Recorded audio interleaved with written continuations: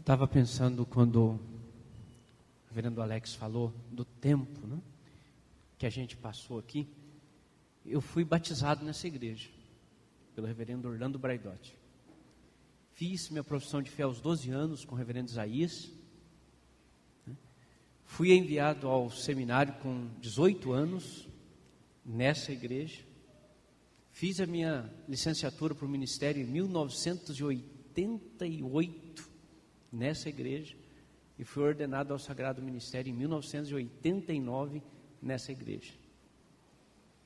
Então, quando eu disse ao meu conselho que eu iria pregar aqui, eles disseram, mas você vai sair de novo? Eu falei, não, dessa vez eu não vou sair, eu vou voltar.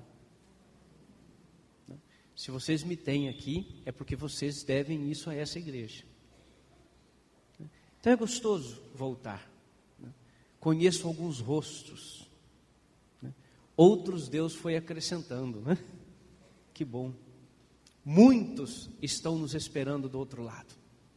Quando a gente chegar na Nova Jerusalém, inclusive a minha mãe, elas estão nos aguardando ali. Que bom que você chegou. Vamos orar. Há uma grande diferença quando nós lemos a palavra de Deus e quando nós lemos um jornal, quando nós lemos um livro de literatura. Quando nós lemos a palavra de Deus, nós lemos para ela falar com a nossa alma, com aquilo que é de mais precioso que nós temos. Por isso nós podíamos pedir iluminação de Deus. Santíssimo Deus, tomamos a sua palavra em nossas mãos, mãos humanas, mãos falhas, mãos pecadoras, Senhor. Mas queremos que o mesmo Espírito que a inspirou fale profundamente nas nossas vidas. Que nós possamos, ó Deus, sair daqui inspirados e marcados pelo desafio da sua palavra. Nós oramos em nome de Jesus. Amém. Amém. Quero convidar você a abrir sua Bíblia lá no livro de Atos. Uma história bonita que talvez você já conheça. Lá no capítulo 9, Atos capítulo 9.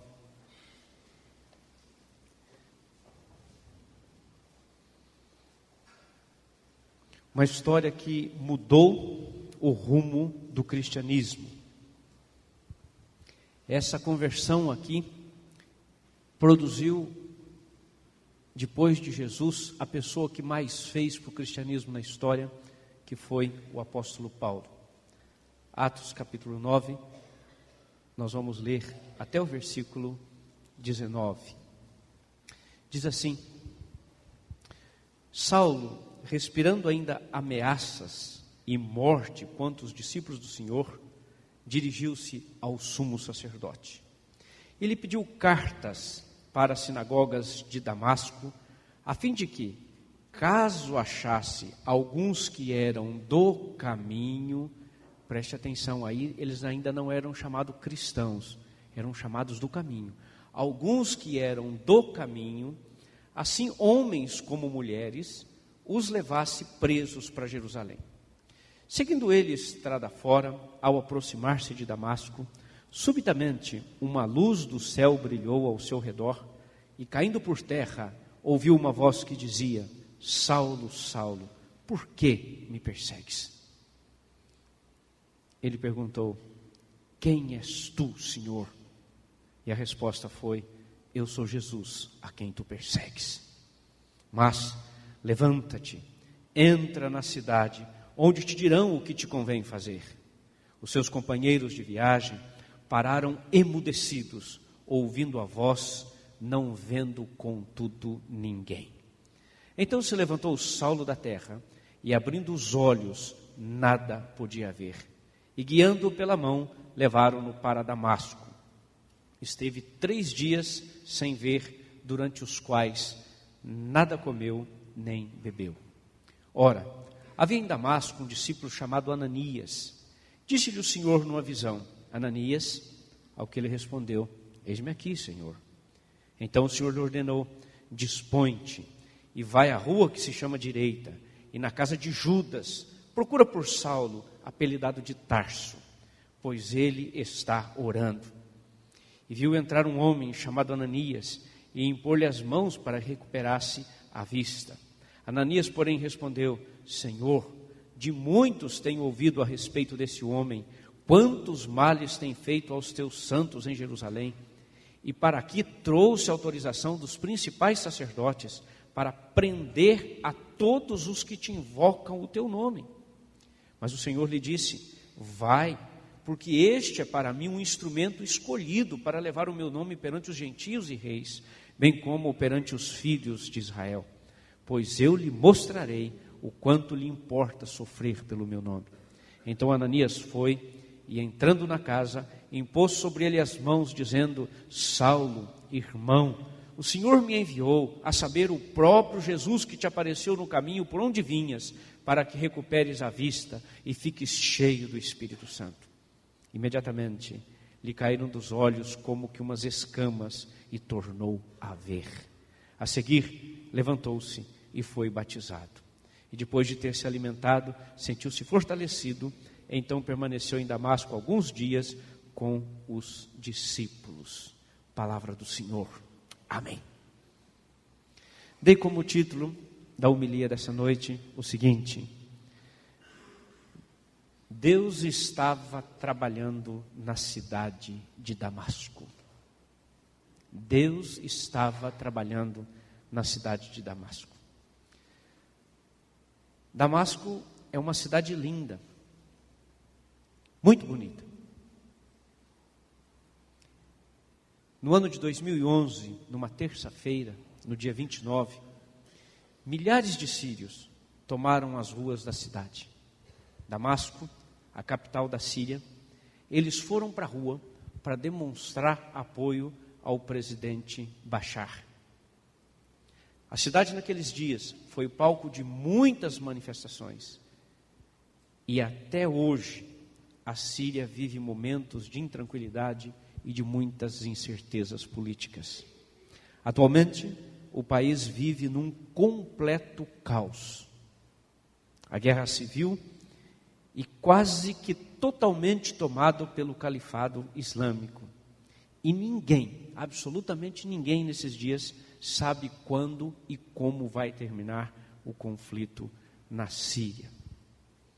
Só um detalhe: a Síria possui um estoque gigantesco de armas biológicas e químicas. O quarto maior arsenal de arma química e biológica do mundo está em poder da Síria. Você imagina isso caindo na mão destes terroristas islâmicos? O que é que pode acontecer? O quarto maior arsenal. Um grande número de pessoas pode ser infectado e mortos com essas armas. Desde 26 de janeiro de 2011, o país está em guerra civil. Quer dizer, os sírios lutam entre eles mesmos e agora estão lutando com os islâmicos do califado. Já morreram mais de 70 mil pessoas e pelo menos mais de 1 milhão saíram do país fugindo da guerra.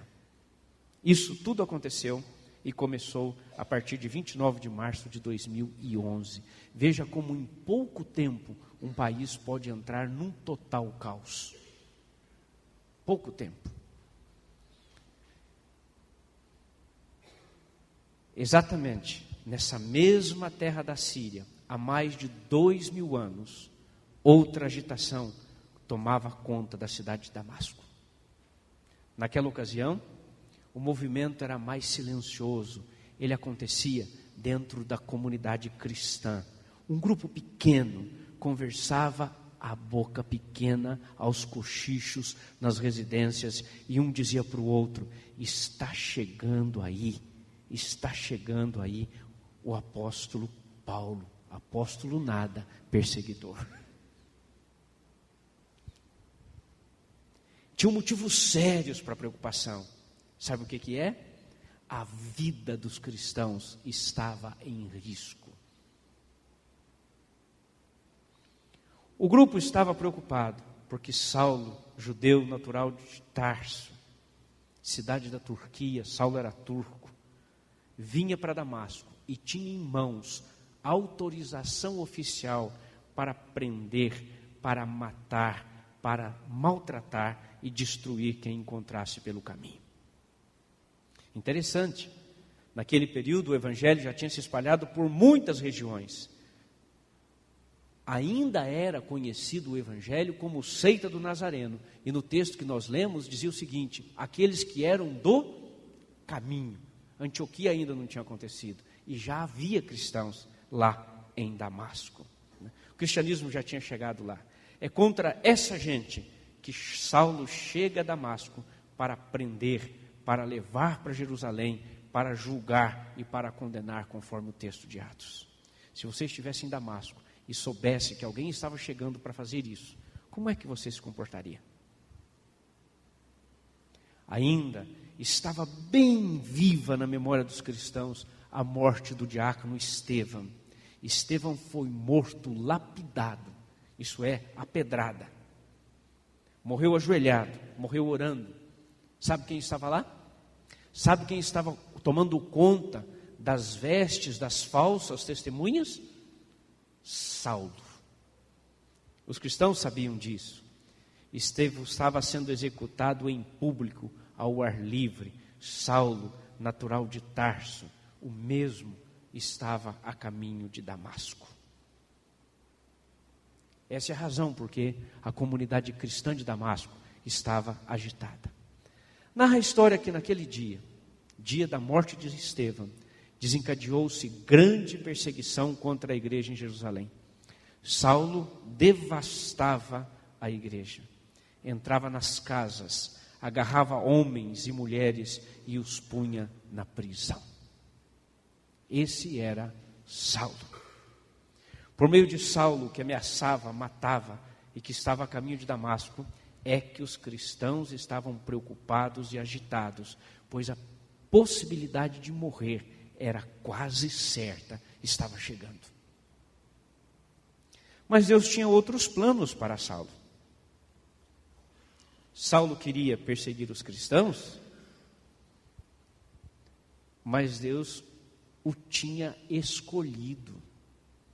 E o tinha escolhido para que Saulo se dobrasse como junco quando sopra o vento, diante da vontade de Deus.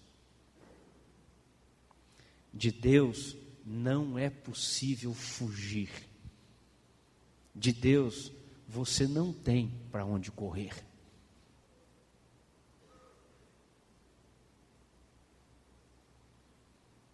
De Deus você não pode esconder.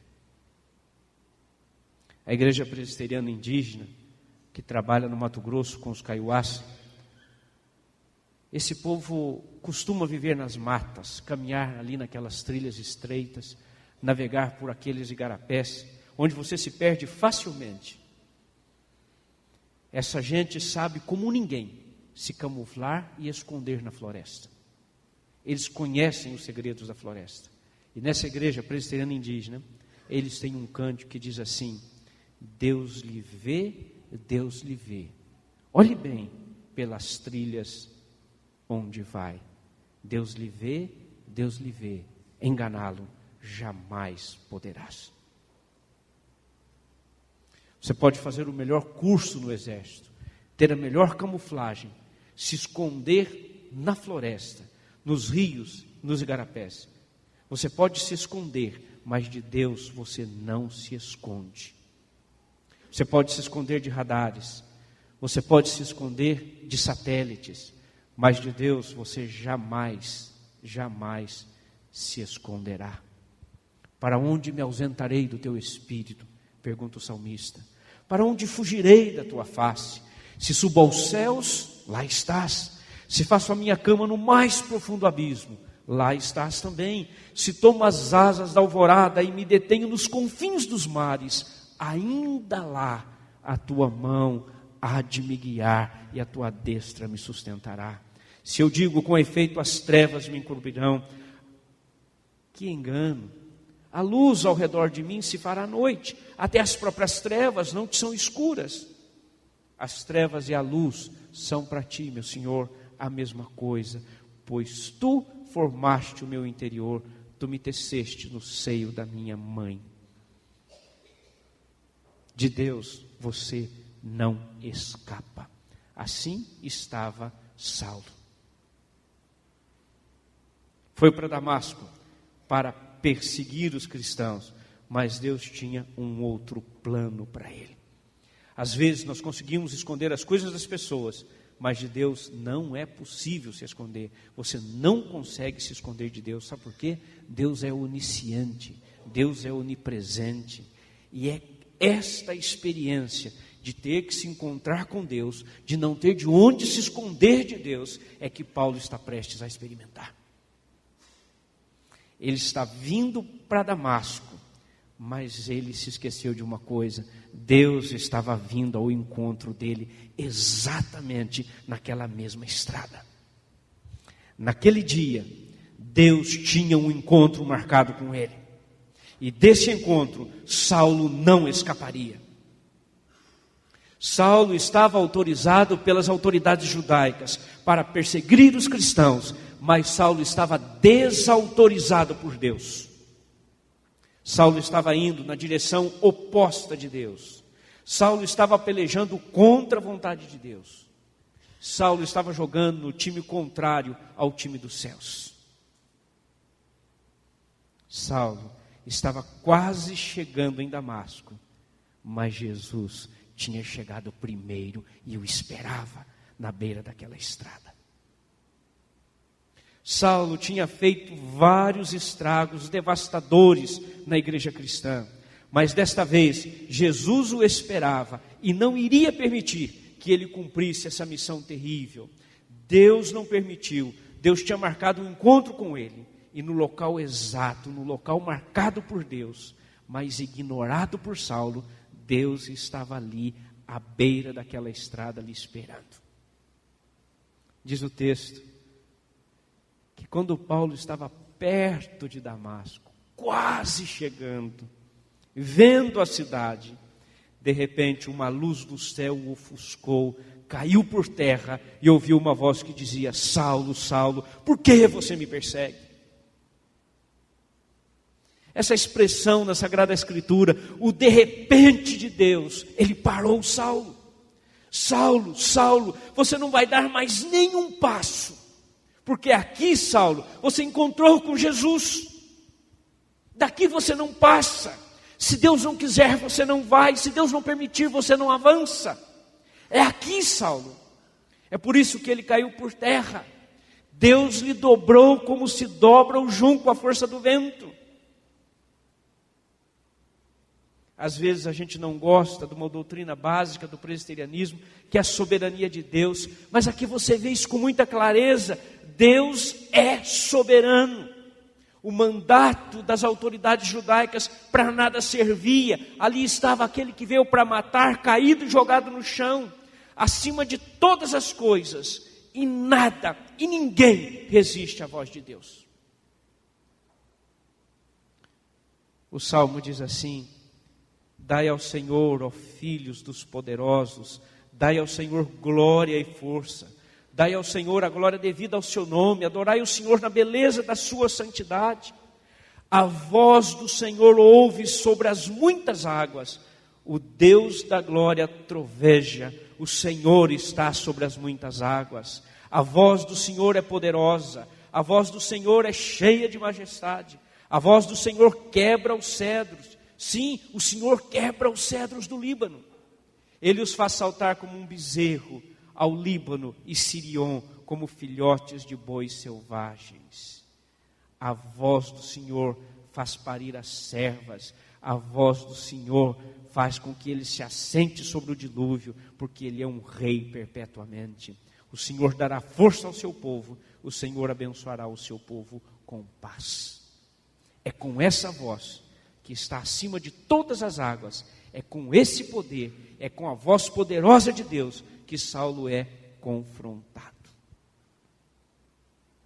E a conversa de Deus com Saulo começa de forma bastante dura. É Deus quem inicia a conversa e faz uma pergunta perturbadora a Saulo: Saulo, por que você me persegue? O que você está vindo fazer em Damasco, Saulo? Por que você me persegue? Saulo cego, caído por terra, faz a segunda pergunta: mas quem é o Senhor? E Deus lhe responde: Saulo, eu sou Jesus a quem você persegue.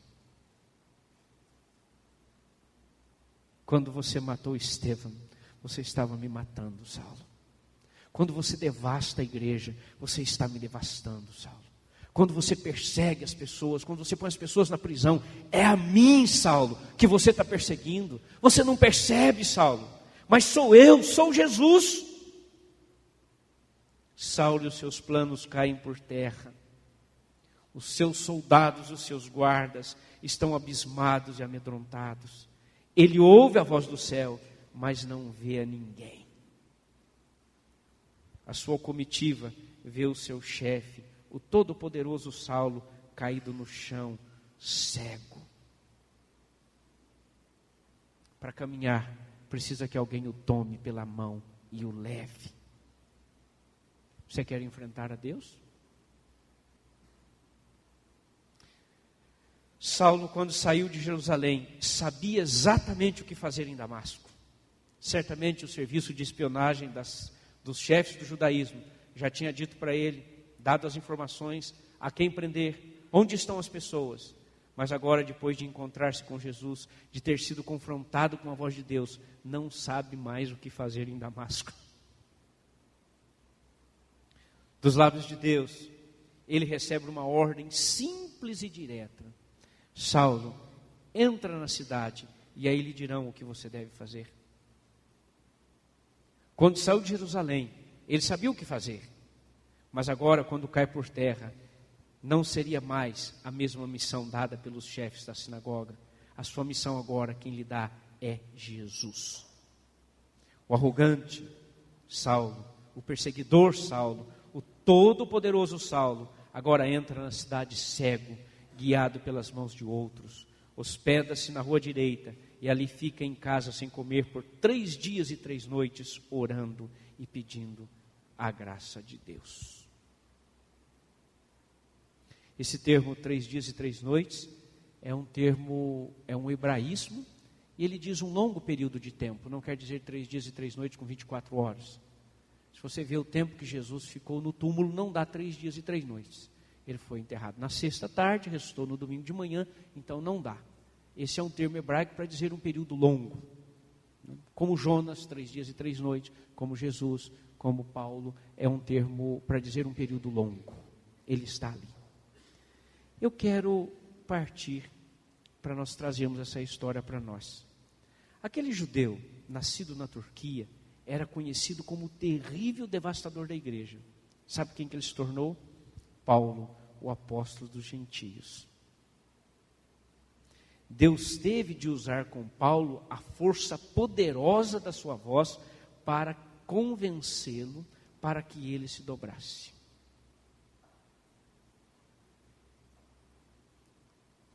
Deixa eu incomodar você com algumas coisas. Por que você anda querendo fugir da vontade de Deus? Você acha que você vai conseguir?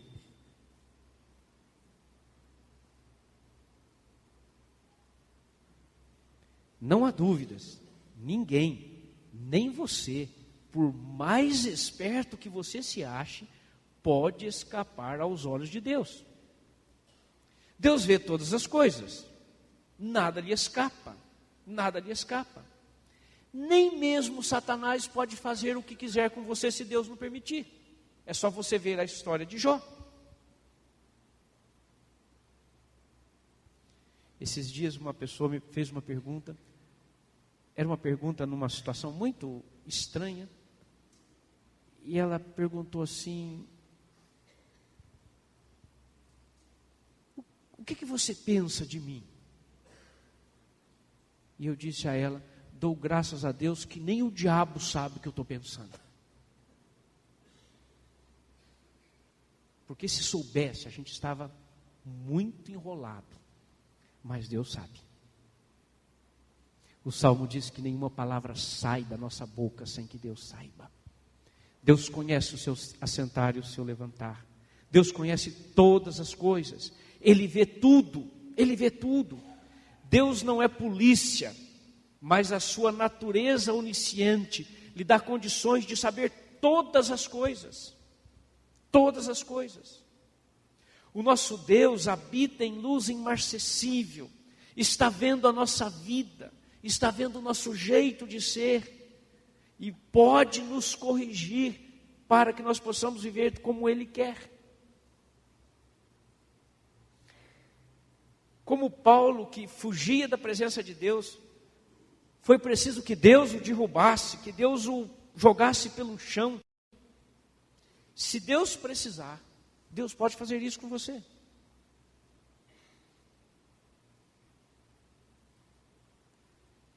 Quem estuda pedagogia vai gostar dessa história, né? Eu, quando leio a Bíblia, gosto de pensar assim: sabe qual foi a pedagogia que Deus teve que usar para ensinar o filho pródigo? Pastor Alex, a pedagogia do chiqueiro. Não está gostando da casa do pai? Está achando que o mundo é melhor? Vai para o chiqueiro. Vai lá. Vai passar fome. Vai viver entre os porcos. Lá, aquele moleque aprendeu que de Deus não se escapa. Ele diz assim: eu quero voltar para a casa do meu pai. Eu quero voltar para a casa do meu pai. Às vezes, Deus precisa usar a pedagogia do chiqueiro para nos trazer de volta. De Deus você não vai escapar. De Deus você não tem para onde correr. Busca Deus, porque embora pareça longe, por Jesus Cristo, seu Filho, Deus está pertinho de você e vê a obra dos justos, e os seus ouvidos estão abertos ao seu clamor. Os cristãos de Damasco estavam preocupados, a vida deles estava em risco, mas Deus já tinha resolvido o problema. Deus já tinha ido lá na estrada de Damasco esperar Saulo. Mais uma vez, Deus mudou a história humana. Quando Saulo chegou a Damasco, Deus chamou Ananias para ir orar e abençoar Paulo. Ananias orou por Saulo e Saulo chamou de irmão. Deus estava trabalhando na cidade de Damasco. Deus foi à frente para proteger o seu povo. Aqui se cumpriu o que o Salmo diz: o anjo do Senhor acampa-se ao redor dos que o temem para os guardar e os livrar. Assim também nós nos dias de hoje. Você tem os seus problemas, você tem as suas dificuldades, eu tenho. Tenho as minhas angústias, tenho as minhas tristezas, tenho tudo isso. Assim como os cristãos de Damasco tinham a sua preocupação, eu também tenho as minhas. O que lhe anda incomodando? O que lhe tira o sono? O que faz você pensar que o inimigo está às portas e o ameaça? O que você gostaria de colocar na presença de Deus e dizer: fala, Senhor, porque se o Senhor falar, ninguém vai resistir à sua voz.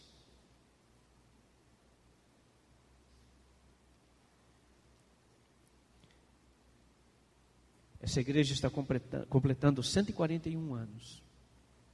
Sabe o que o pastor Samuel de Damasco falou para mim?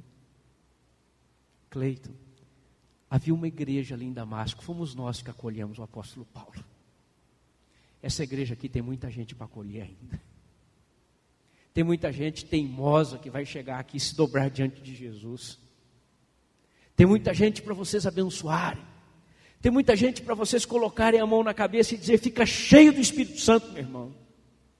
Tem muita gente para vocês abraçarem e dizer: Deus lhe ama, apesar de você ser teimoso, apesar de você ser um perseguidor. Tem muita gente para vir ao reino. Tem muita gente para continuar essa história.